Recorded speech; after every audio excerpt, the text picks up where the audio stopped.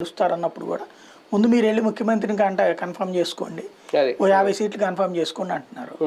కాబట్టి అది లేకపోవడం ఒక ఎత్తు. రెండవది ఈయన ఏమంటున్నాడు, మొన్నటిదాకా ఏమన్నాడు, జనవరి కల్లా ఫైనల్ చేసేసి సంక్రాంతి నుంచి అన్నారు మేనిఫెస్టో. కానీ అసలు ఇద్దరు ఫైనల్ చేసింది లేదు. మేనిఫెస్టోలో కూడా ఇప్పుడు ప్రచారం ఏం జరుగుతుంది, అది కూడా తెలుగుదేశమే ప్రచారం చేసుకుంటుంది, సభలు కూడా తెలుగుదేశమే పెట్టుకుంటారు. ఒక రకం దాని ఉమ్మడి మేనిఫెస్టోగా కూడా చూడలేమేమో లేదని చెప్పేశారు కదా, అది వాళ్ళ మేనిఫెస్టో, యాడ్ చేస్తామన్నారు.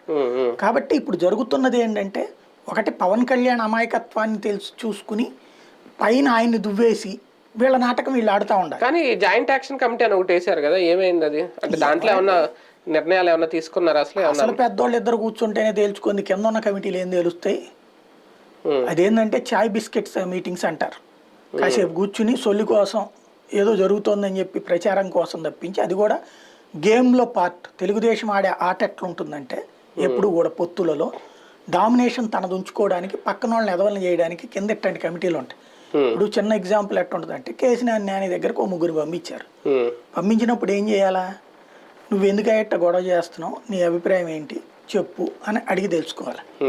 దానికి ముగ్గురు ఎందుకు, డైరెక్ట్ కేసీఆర్ నాని పిలుచుకుని చంద్రబాబు మాట్లాడితే అయిపోయింది కదా.